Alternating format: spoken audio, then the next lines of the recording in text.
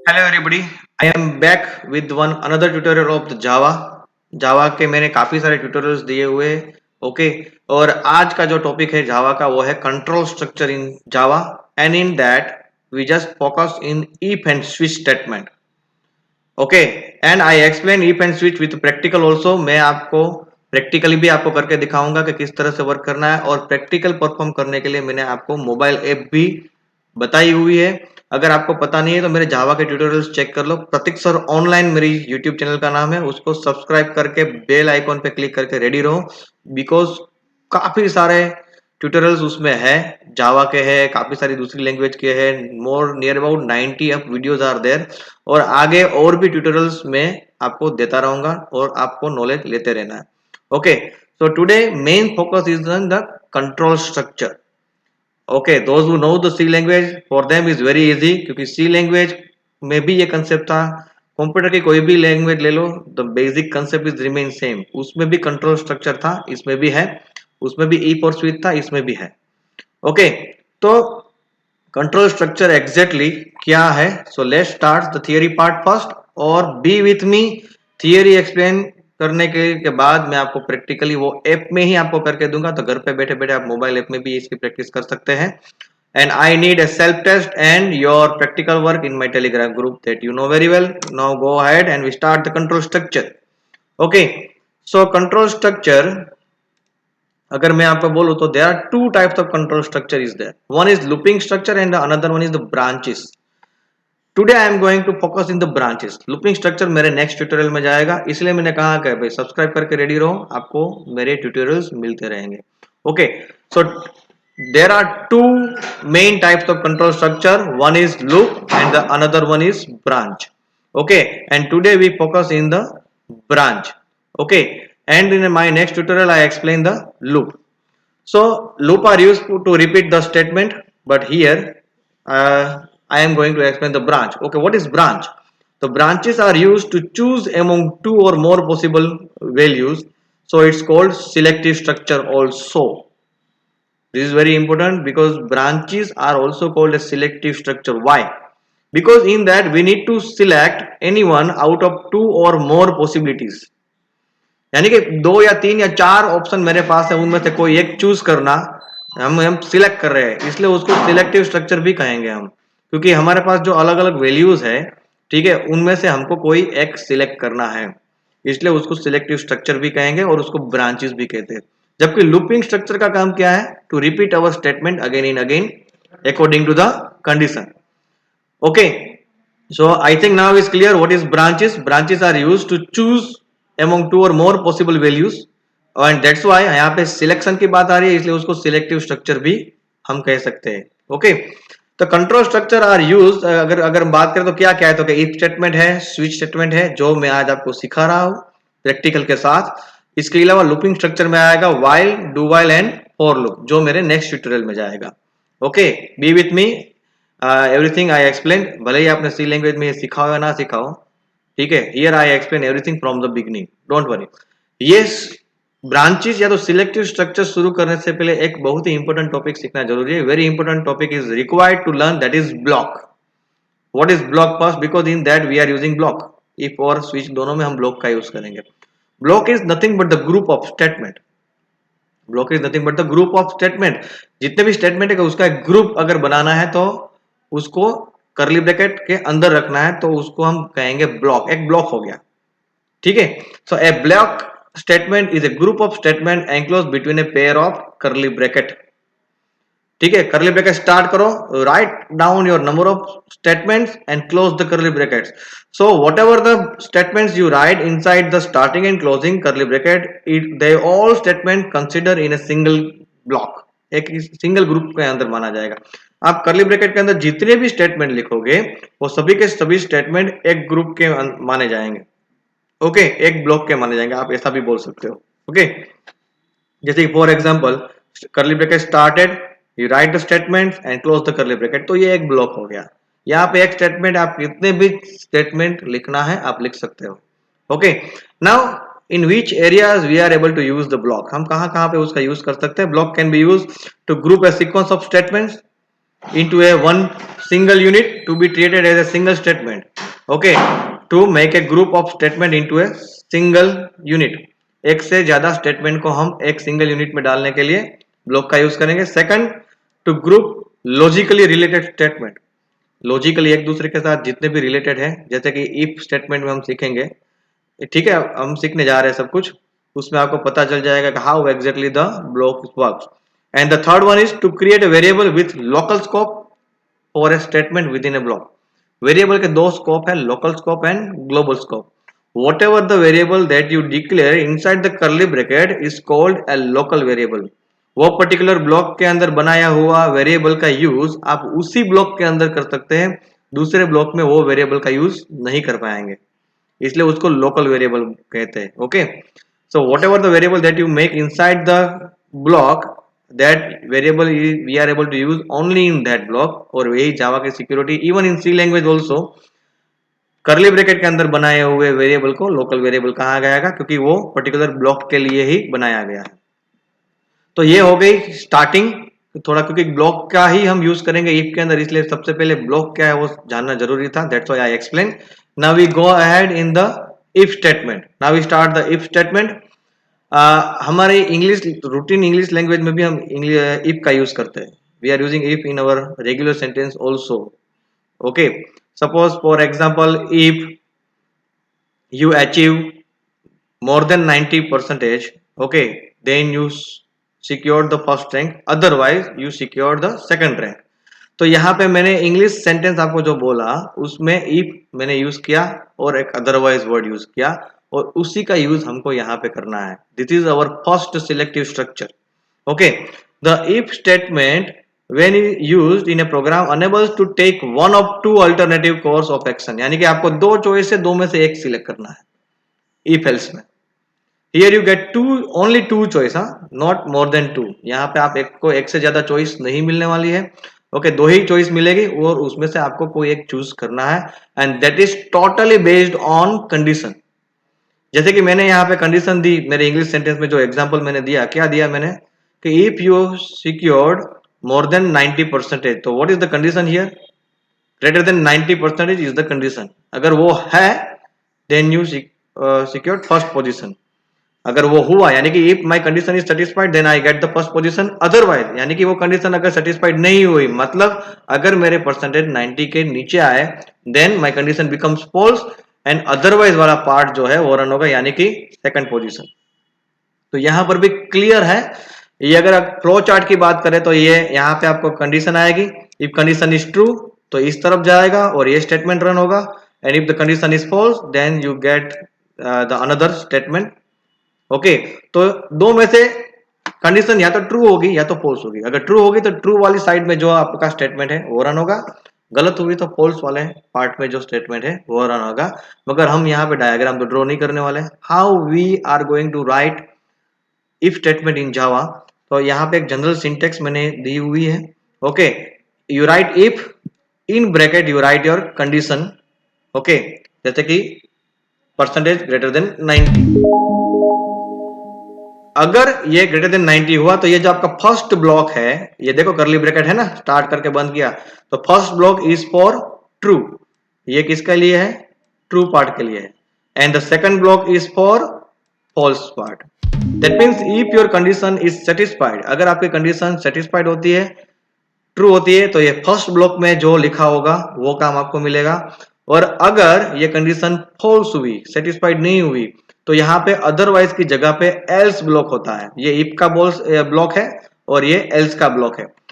English में हम otherwise word use करते हैं, यहाँ पे आपको जावा में एल्स वर्ड यूज करना है, एल्स। ओके, तो if this condition is true then I get true part, else I get false part। Condition satisfied होने पे फर्स्ट ब्लॉक रन होगा और गलत होने पर else ब्लॉक यानी कि सेकंड ब्लॉक रन होगा। Okay, understand? मैं आपको प्रैक्टिकली भी ये करके दिखाने वाला हूं। ओके, इसका एक एग्जांपल अभी थियरी में भी हम देखेंगे यहाँ पे। ओके, तो now let's we see the example.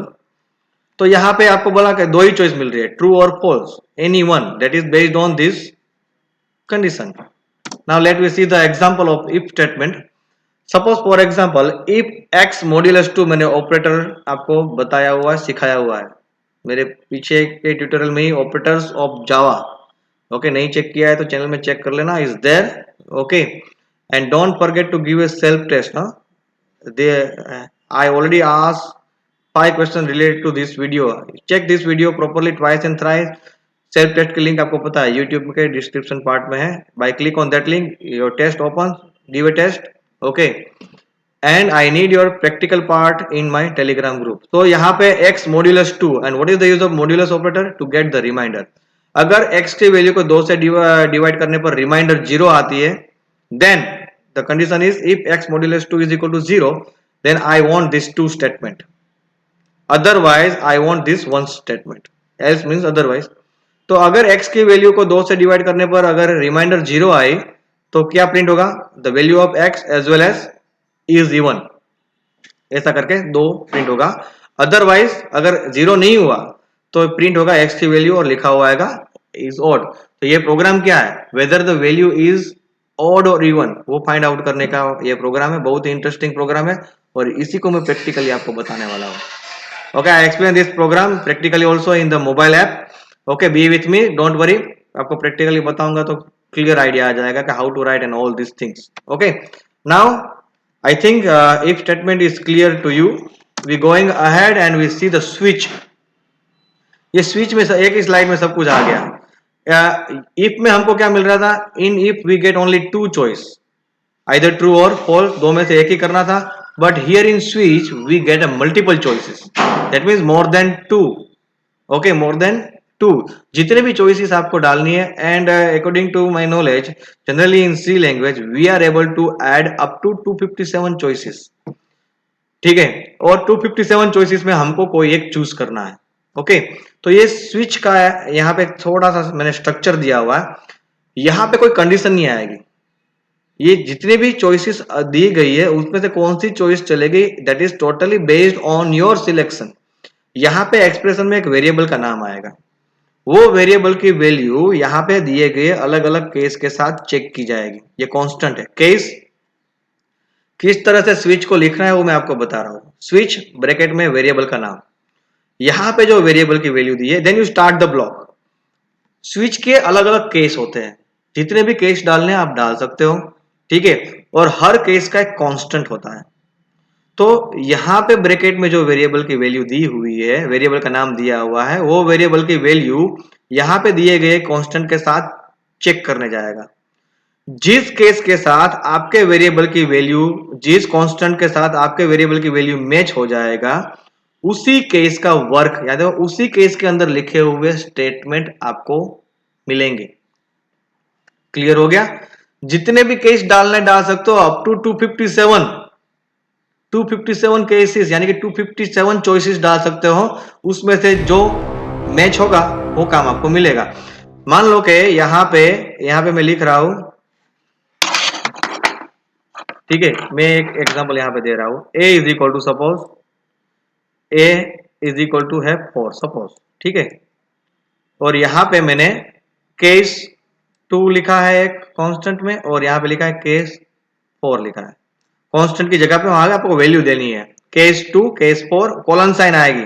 Each and every case starts with colon sign, ठीक है। ये 2 के पीछे कोलन आएगा यहाँ पे। तो यहाँ पे मैंने लिखा है ए, एक्सप्रेशन में क्या लिखा है ए। तो ए की वैल्यू फर्स्ट कांस्टेंट के साथ मैच करने जाएगा। 2 इज इक्वल टू 4, क्योंकि ए की वैल्यू 4 है, मैच नहीं हुआ तो ये स्टेटमेंट 1 मुझे नहीं मिलने वाला है। नाउ नेक्स्ट केस का कांस्टेंट कौन सा है? 4 is equal to 4, yes match हो गया। तो मुझे कौन सा स्टेटमेंट मिलने वाला है? Statement 2, like that. तो आपके वेरिएबल की वैल्यू कौन से केस के कांस्टेंट के साथ मैच होता है, उसके बेस पे आपको वर्क मिलने वाला है। ओके, सपोज अगर आपके केस की वैल्यू एक भी वेरिएबल की वैल्यू एक भी केस के साथ मैच नहीं हुई, ठीक है। सपोज ए की वैल्यू मैंने यहाँ पे चेंज कर दी, 5 कर दी, तो इज नॉट मैच विद 2, तो स्टेटमेंट 1 भी नहीं मिलेगा, स्टेटमेंट 2 भी नहीं मिलेगा। तो आपको मिलेगा, यूज होगा default case. If the value of variable is not match with any of the case, then there is a use of default case। तो डिफॉल्ट केस में आपने जो भी कुछ लिखा होगा वो चलेगा। डिफॉल्ट केस तभी काम आएगा जब आपके वेरिएबल की वैल्यू कोई भी केस के साथ मैच नहीं होगी, तभी। Okay, otherwise there is no use of default case. और यहाँ पे ऑर्डर कोई भी हो, कोई इश्यू नहीं है। आप 4 वाला केस वो पहले भी लिख सकते हैं, फिर 2 वाला भी लिख सकते हैं, डिफॉल्ट को भी आप कहीं पर भी लिखो। डिफॉल्ट केस तभी चलेगा when there is no match found with any of the case. Okay, बाकी डिफॉल्ट केस का कोई यूज नहीं है। ओके, अनदर थिंग, यहाँ पे हर केस की लास्ट लाइन में ब्रेक लिखा है। What is the use of break? To break your current work. और आप डायरेक्ट कहां पे आ जाओगे? स्विच के बाहर। यानी कि केस 1 अगर मान लो कि टू मैच हुआ तो स्टेटमेंट 1 हो गया, फिर तुरंत ब्रेक हो जाए, यानी कि ये स्विच क्या हो गई, वहां पे ब्रेक हो जाएगी और आप डायरेक्ट ये करली ब्रैकेट के बाहर निकल जाओगे सीधा। ठीक है, तो break statement is used to break your current task. अगर ब्रेक नहीं किया है तो क्या है, वो कंपलसरी नहीं है। ब्रेक नहीं किया है तो केस 2 के साथ साथ मुझे केस 4 का भी वर्क मिल जाएगा, और जो मुझे नहीं चाहिए था। But generally is a good habit to write a break at the end of each and every case.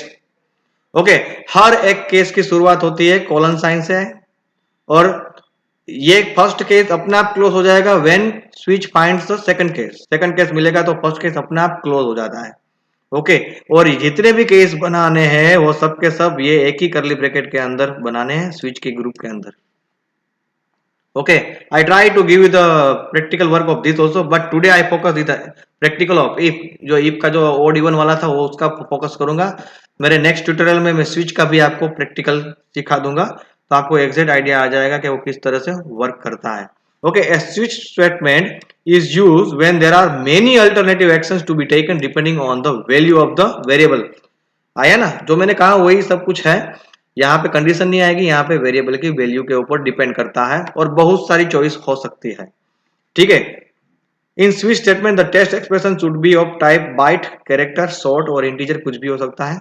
ठीक है, when executing switch statement the value of the test expression is compared with each of the cases. हर case की value के साथ match करने जाएगा। Okay, in turn from case 1 onward. If match found, यानी कि कोई भी कांस्टेंट के साथ आपके वेरिएबल की वैल्यू मैच हुई तो वो केस के अंदर आपने जो भी स्टेटमेंट लिखा हुआ होगा वो आपको मिलेगा। If no match is found the default statement is executed. अगर एक भी मैच नहीं हुआ तो कौन सा केस चलेगा? मैंने आपको कहा था वो default. Okay, and the default is also optional, so if there is no match in any of the cases the default doesn't exit, the switch statement completes without doing anything। Default use करना compulsory नहीं है। अगर नहीं लिखा हुआ है तो कोई भी केस के साथ अगर आपके वेरिएबल की वैल्यू मैच नहीं हुई तो स्विच कुछ भी किए बिना बाहर निकल जाएगा। वरना स्विच क्या करता है, डिफॉल्ट में जो लिखा हुआ होगा वो प्रिंट करेगा और उसके बाद बाहर निकलेगा। ओके, उसके बाद जो ब्रेक स्टेटमेंट मैंने कहा, the break statement use after each case is not a mandatory. मैंने कहा कि वो मैंडेटरी नहीं है, वो तो जस्ट उसको बाहर डालने के लिए है। Use of break statement is to break the switch statement, यानी कि ब्रेक से बाहर निकलने के लिए। जैसे ही ब्रेक स्टेटमेंट जावा को मिलता है, जावा आपका प्रोग्राम वहीं पे, यानी प्रोग्राम नहीं, वो पर्टिकुलर ब्लॉक, ये जो करली ब्रैकेट के अंदर है ना, वो पर्टिकुलर ब्लॉक को वहीं पे ब्रेक कर देगा और आप डायरेक्ट निकल जाओगे ब्लॉक के बाहर। Okay, so here I finished the explanation of if and switch. दोनों के दोनों सिलेक्टिव स्ट्रक्चर है। फर्क क्या है कि इफ में 2 ही चॉइस मिलती है, जबकि स्विच में आपको जितने चॉइसेस डालनी डाल सकते हो। इफ में कंडीशन के बेस पे कोई एक सिलेक्ट होगा, स्विच में यहाँ पे वेरिएबल की वैल्यू जिस केस के साथ मैच होगी उसके साथ वर्क चलेगा, और यहाँ पे दोनों के दोनों सिलेक्टिव स्ट्रक्चर ही माने जाते हैं। Okay, be with me, now it's time of practical, and in that I am going to explain the use of if and the program is the whether the number is odd और even.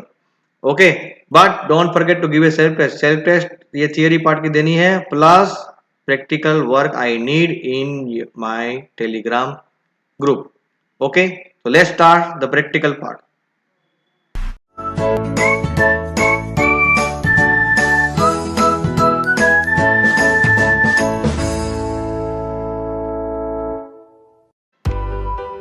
Okay, तो इन practical मैंने जो app दी है उसका नाम है जावा NIDE। Okay, तो उसको आपके पास अगर नहीं है तो प्ले स्टोर से इंस्टॉल कर लो, उसमें आप जावा के हर एक प्रोग्राम पे प्रैक्टिस कर पाएंगे। सो let's start the practical part of Java. Okay, वो एप्लीकेशन हम ओपन करेंगे। ये मैंने जो आपको लास्ट में सिखाया हुआ प्रोग्राम था वो है कंडीशनल ऑपरेटर का, ऑपरेटर्स ऑफ जावा। मेरा लास्ट ट्यूटोरियल था, आपको पता है। ओके, अभी तक आपने प्रतीक सर ऑनलाइन चैनल को सब्सक्राइब नहीं किए तो सब्सक्राइब कर दो, क्योंकि बहुत सारे ट्यूटोरियल्स है और बहुत सारे ट्यूटोरियल्स आने वाले हैं। To get a knowledge something you do. Okay, तो आपको जैसे ही मैं ट्यूटोरियल बनाऊंगा आपको अपने आप मिलते रहेंगे। No need to depend on anybody. Okay, and this is in YouTube, तो आप जब फ्री है, जब चाहे, जितनी बार चाहे आप वो ट्यूटोरियल देख सकते हैं। ठीक है, तो अभी मैं यहाँ पे एक काम करता हूँ, नई फाइल बना लेता हूँ। चलो ऐसा काम करते हैं, तो किस तरह से आपको नई फाइल बनानी है वो भी आइडिया आ जाएगा। फाइल, न्यू, ठीक है, न्यू जावा कौन सा प्रोजेक्ट का नाम दे देंगे हम। यहाँ पे दे देता हूँ कंट्रोल, सिर्फ CONT नाम दे रहा हूँ, छोटा सा नाम दे दूंगा, CONT एंड CONT, तीनों नाम सेम होने चाहिए। प्रोजेक्ट नेम, पैकेज नेम और क्लास नाम तो वही होना चाहिए जो फाइल का नाम है। ओके, तो लिस्ट बन गया पूरा। इनमें से जो सबसे लास्ट में font.java लिखा है उसके ऊपर क्लिक कर दो। ठीक है, रेडी हो गया। ओके, अभी इसको थोड़ा सा जूम कर लेंगे हम, जिससे आपको थोड़ा सा ज़्यादा अच्छे से देखे, आपको कोई प्रॉब्लम ना हो। मैं उसको हॉरिजॉन्टल कर देता हूँ।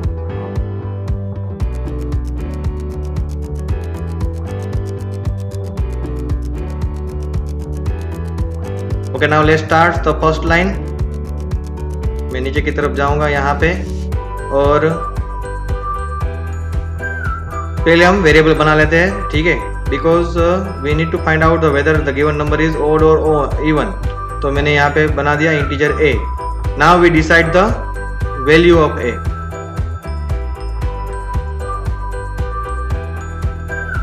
Now we decide the value of a। Enter key. Suppose we decide the value is a is equal to 10। okay, semicolon. Each and every statement is ends with semicolon, that you know very well. Now we want to find out the given number is odd or even, and for that we start our if block. थोड़ा सा मैं इसको वापस vertical कर देता हूँ।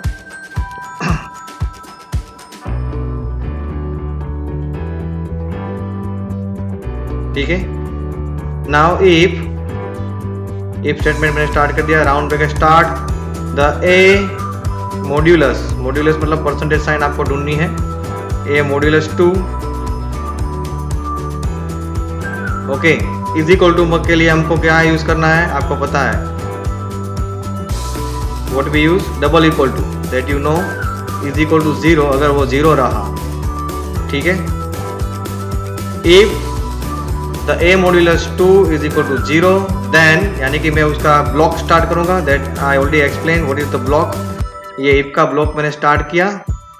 Okay, ये दो करली ब्रैकेट के बीच में ही मैं लिखूंगा print system dot out dot println. अगर आपको कुछ भी प्रिंट करना है तो सिस्टम का एस कैपिटल, हाँ, it must be capital, system dot out dot println पूरा लिखना है आपको। ब्रैकेट स्टार्ट करो, उसके अंदर जो भी मैसेज आपको प्रिंट करना है वो आप प्रिंट कर सकते हो। अभी मैं यहाँ पे वेरिएबल की वैल्यू प्रिंट करनी है, तो मैं यहाँ पे नाम देता हूँ a। ठीक है, उसके साथ मुझे ज्वाइन करना है, तो कॉन्कैटनेट ऑपरेटर कौन सा है, प्लस डबल कोट के अंदर अगर कोई मैसेज है तो आपको कंपलसरी किसके अंदर लिखना है, डबल कोट के अंदर इज इवन, डबल कोट खत्म, सेमीकोलन। ध्यान से सुनो, ये एक ही लाइन में लिखना है। ये तो स्क्रीन की साइज मैंने बड़ी की हुई है तो नीचे की लाइन में आ गया। तो अगर क्या हुआ, if the a modulus 2 is equal to 0 then a is even, otherwise, यानी कि हम लिखेंगे यहाँ पे एंटर की प्रेस करके, एल्स उसका भी ब्लॉक बनाएंगे हम, एल्स का ब्लॉक बनाएंगे, करली ब्रैकेट स्टार्ट कर देंगे हम उसका। ऊपर लिस्ट में आपको मिल जाएगा curly bracket, yes. Okay, enter. System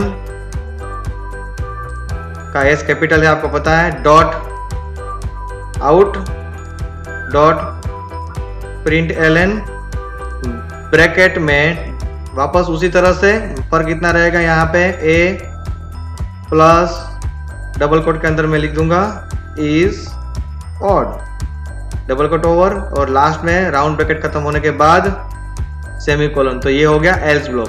अभी इसको मैं थोड़ा सा हॉरिजॉन्टल कर देता हूँ तो आपको आइडिया आ जाएगा किस तरह का एग्जैक्ट मैंने लिखा हुआ है पूरा। Okay, so now I think you get the clear idea. एक ही लाइन में पूरा लिखना है, ठीक है। Now we try to run this one. एक ही वैल्यू यहाँ पे मैंने 10 दी हुई है। Try to run this program. Yes, 10 is even आ गया मैसेज। Okay, because the value is 10। अभी उसको मैं बैक कर रहा हूं, ठीक है। इसको थोड़ा हटा देता हूं, इसको नीचे कर रहा हूं।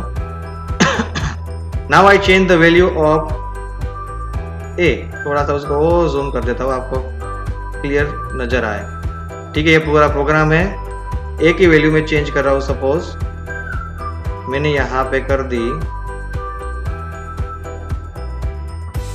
The value of a now is suppose 15।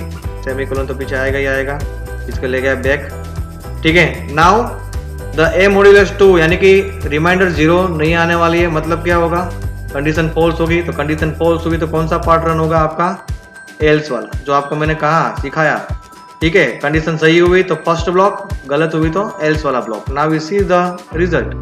Play किया, रिजल्ट 15 इज ऑड। क्लियर हो गया। यहाँ पे इस तरह से थोड़ा रिजल्ट इसलिए आ रहा है, मैं बैक गया, यहाँ पे इसके पहले भी थोड़ी सी स्पेस डाल देता हूँ और यहाँ पे इसके पहले भी थोड़ी स्पेस डाल देता हूँ। प्ले आ गया, 15 is odd. So now I think is a clear idea how your if function is works. Okay, तो मैंने आपको पूरा प्रोग्राम भी एक्सप्लेन कर दिया। आपको भी मुझे ये ऐसा ही प्रोग्राम करके मुझे दिखाना है। I need a screenshot of the coding as well as screenshot of the result both, and use your creativity. Ditto copy मत मानना। You change the name of variable, change the value of variable, you change the type of message। यहाँ पे odd और even की जगह पे कुछ अलग टाइप का मैसेज आप लिख सकते हो, जिससे आइडिया आ जाए कि the given number is odd और given number is even. Okay, so now all the best. I need your practical work properly. बहुत ही ध्यान से। Java language is case sensitive. एक भी कैपिटल का स्मॉल टू कैपिटल हो गया तो इश्यू हो जाएगा, और इसलिए मैं बार बार बोलता रहता हूँ कि यहाँ पे system.out.println में एस कैपिटल आएगा सिस्टम का। Okay, do it properly, sincerely. Thank you.